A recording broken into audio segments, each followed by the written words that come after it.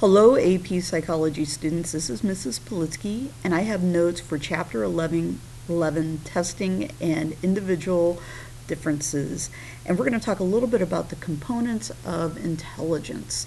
And we're going to start off by talking about something called savant syndrome. This is found in individuals who have a remarkable talent, even though they might be mentally slow in certain domains. And individuals with savant syndrome represent the most extreme exceptions. They have these remarkable talents, but it's a limited talent. It could be like multiplying numbers, perhaps maybe doing something artistic, maybe being able to recall the day of the week for a given year, but they are mentally slow in a lot of other areas. And one of the ways to kind of identify people is the use of testing, which we have already talked a little bit about. But I want to talk a little bit about psychometric theories of intelligence. And psychometrics, this kind of goes back to those who have been interested in developing tests to measure mental activities or abilities. And psychometrics, for the most part, is the field of mental measurements. A lot of our IQ tests, achievement tests, personality tests, even the SAT, all include elements of this. This would include things like aptitude, personality, and also interest. So there's probably a pretty good chance you have taken a test that kind of is measuring psychometrics by now at your age. Charles Spearman and his G factor. Spearman was a British psychologist, and he wanted to show that individual scores in different tests involving like problem solving were often very highly correlated. And he focused on a single common factor known as general intelligence. And this is a kind of intelligence that kind of goes across all intellectual domains. Yeah, it may have a little bit to do with your academic abilities, maybe some of the aptitude kind of things, but sometimes people get into talking about general intelligence, or as some people will call it, the G factor. It's kind of being like a street smarts. Okay, he proposed this as a major factor underlining intelligent mental activity. And so the G factor, or general intelligence factor, is behind all of our mental activity. And most likely it's involving portions of our frontal lobe. Other psychologists looking at different types of intelligence. We talked back in Chapter 10 a little bit about Raymond Cattell and some of his theories on personality, but he was also involved in some work with intelligence. And he determined that general intelligence can be broken down into two independent components. This is kind of leaning on a little bit of the work of Charles Spearman, but kind of taking it a step further. And he talked a little bit about this notion of crystallized intelligence. This is all your knowledge, okay? All your knowledge for general facts and things of that nature. This would be like your somatic memory. So being able to participate maybe on a game show like Jeopardy requires a really good sense of crystallized intelligence. And what we've found is that with age, this tends to grow. Okay, the other domain that he wanted to talk about was fluid intelligence. This is your ability to see complex relationships and to solve problems. And a lot of times using algorithms and heuristics, but in many cases to do it very quickly with ease.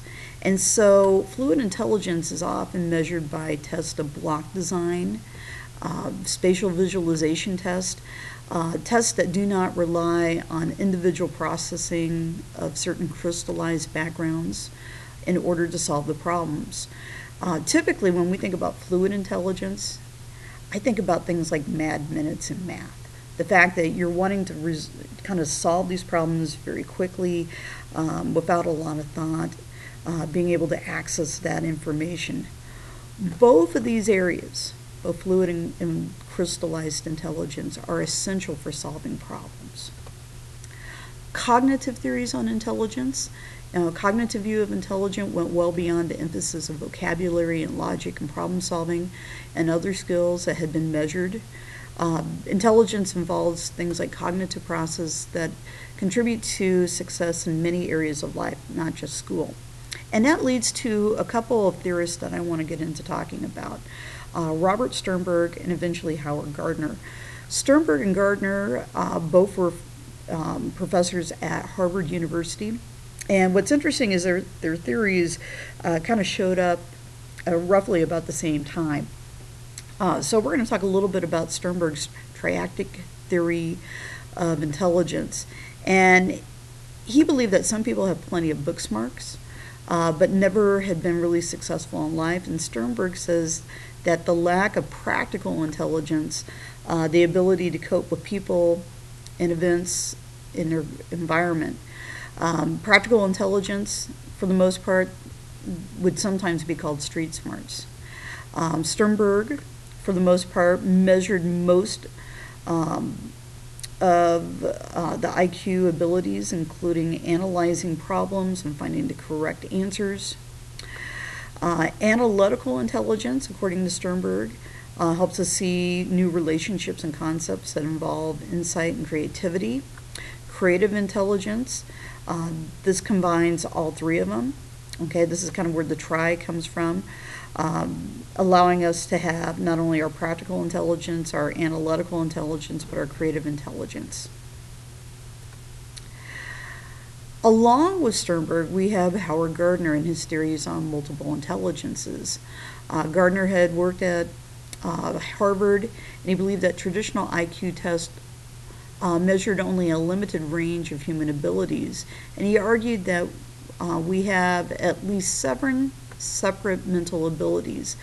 Originally, that was his argument. Now, today there are many more than just the 7, and we'll kind of get into that a little bit, but multiple intelligence was a term that Gardner used that proposed that, you know, it's not like how you're smart, but how you are smart. So one of these areas is linguistic intelligence. This would be like your ability to recognize words, vocabulary, reading comprehension, understanding of grammatical rules. There are some people that are really kind of gravitate towards that.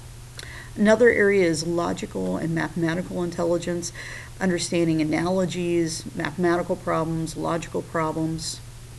Spatial intelligence, being able to form mental images of objects that think about their spatial relationships.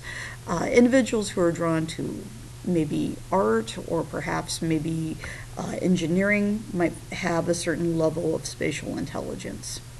Musical intelligence, this is the ability to perform, compose, and appreciate musical patterns, including patterns of rhythms and pitches. Bodily kinesthetic, this is your ability to control movements and coordination.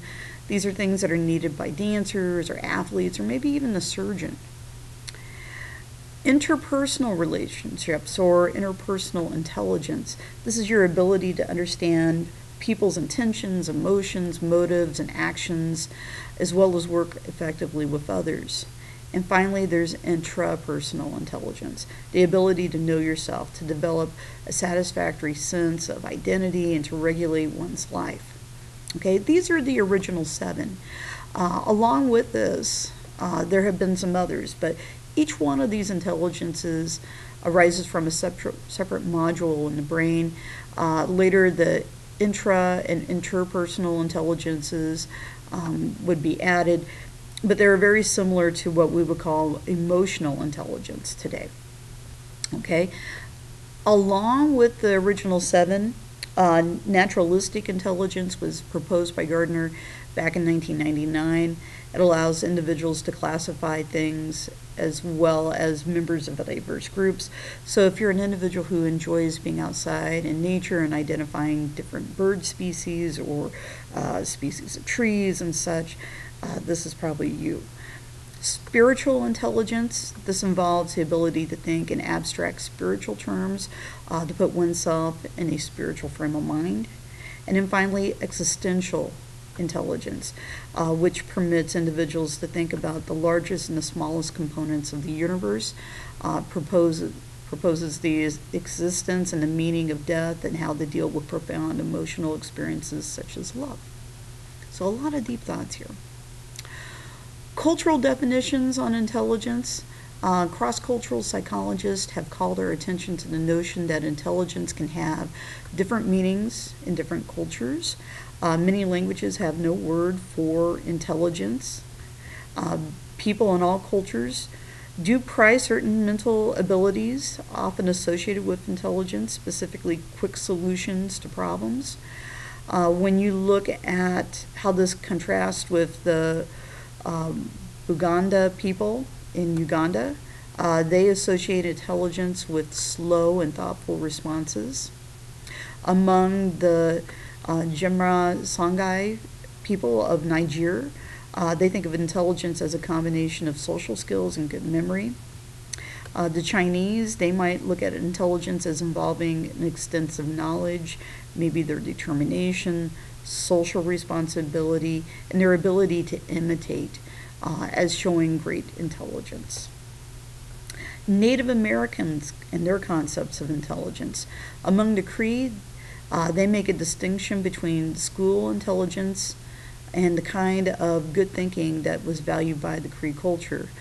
Such thinking seems to be centered on what they call respectful or respectfulness. Backwards knowledge, according to Native Americans and the Cree, lives like a white refers to the behaviors that the Cree had observed among the Anglo people. And the Cree defined these lives as a white as a combination of stupidic and also backwards knowledge.